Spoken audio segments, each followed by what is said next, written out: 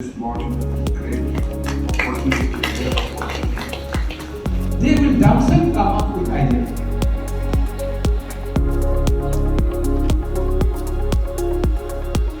University ব্যক্তিগত খণ্ডত অসমৰ এখন খুব উল্লেখযোগ্য বিশ্ববিদ্যালয়।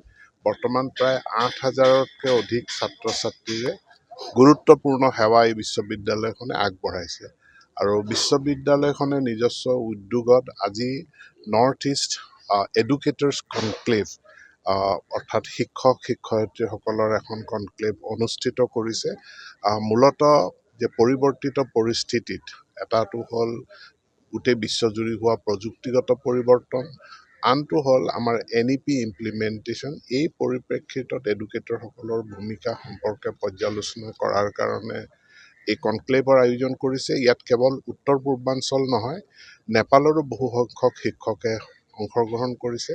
ইয়াৰ উদ্বোধনী অনুষ্ঠানত মই অংশগ্ৰহণ কৰোঁ আৰু ইয়াৰ পৰৱৰ্তী সময়ত যিখিনি টেকনিকেল ছেশ্যন হ'ব, এই টেকনিকেল ছেশ্যনে বৰ্তমান শিক্ষা ব্যৱস্থাই মুখামুখি হোৱা প্ৰত্যাহ্বানসমূহৰ ক্ষেত্ৰত নতুন দিক নিৰ্দেশনা দিবলৈ সম্ভৱপৰ হ'ব বুলি মই আশা ৰাখিছোঁ।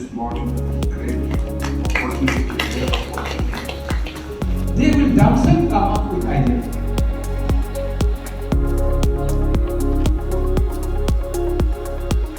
ইউনিভাৰ্চিটি ব্যক্তিগত খণ্ডত অসমৰ এখন খুব উল্লেখযোগ্য বিশ্ববিদ্যালয়। বৰ্তমান প্ৰায় ৮,০০০তকৈ অধিক ছাত্ৰ ছাত্ৰীৰে গুৰুত্বপূৰ্ণ সেৱা এই বিশ্ববিদ্যালয়খনে আগবঢ়াইছে।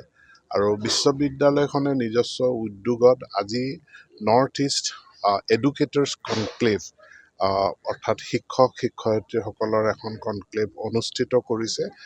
মূলতঃ যে পৰিৱৰ্তিত পৰিস্থিতিত এটাটো হ'ল গোটেই বিশ্বজুৰি হোৱা প্ৰযুক্তিগত পৰিৱৰ্তন, আনটো হ'ল আমাৰ NEP ইমপ্লিমেণ্টেশ্যন। এই পৰিপ্ৰেক্ষিতত এডুকেটৰসকলৰ ভূমিকা সম্পৰ্কে পৰ্যালোচনা কৰাৰ কাৰণে এই কনক্লেভৰ আয়োজন কৰিছে। ইয়াত কেৱল উত্তৰ পূৰ্বাঞ্চল নহয়, নেপালৰো বহু সংখ্যক শিক্ষকে অংশগ্ৰহণ কৰিছে।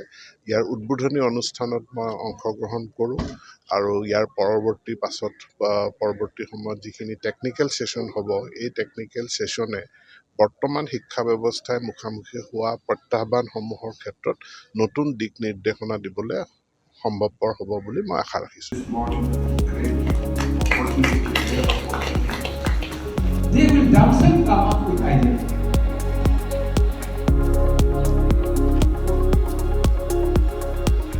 ইউনিভাৰ্চিটি ব্যক্তিগত খণ্ডত অসমৰ এখন খুব উল্লেখযোগ্য বিশ্ববিদ্যালয়।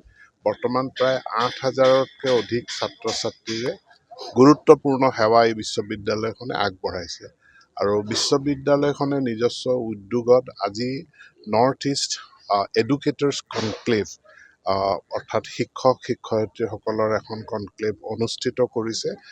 মূলতঃ যে পৰিৱৰ্তিত পৰিস্থিতিত এটাটো হ'ল গোটেই বিশ্বজুৰি হোৱা প্ৰযুক্তিগত পৰিৱৰ্তন, আনটো হ'ল আমাৰ NEP ইমপ্লিমেণ্টেশ্যন। এই পৰিপ্ৰেক্ষিতত এডুকেটৰসকলৰ ভূমিকা সম্পৰ্কে পৰ্যালোচনা কৰাৰ কাৰণে এই কনক্লেভৰ আয়োজন কৰিছে। ইয়াত কেৱল উত্তৰ পূৰ্বাঞ্চল নহয়, নেপালৰো বহু সংখ্যক শিক্ষকে অংশগ্ৰহণ কৰিছে। ইয়াৰ উদ্বোধনী অনুষ্ঠানত মই অংশগ্ৰহণ কৰোঁ আৰু ইয়াৰ পৰৱৰ্তী সময়ত যিখিনি টেকনিকেল ছেশ্যন হ'ব, এই টেকনিকেল ছেশ্যনে বৰ্তমান শিক্ষা ব্যৱস্থাই মুখামুখি হোৱা প্ৰত্যাহ্বানসমূহৰ ক্ষেত্ৰত নতুন দিক নিৰ্দেশনা দিবলৈ সম্ভৱপৰ হ'ব বুলি মই আশা ৰাখিছোঁ।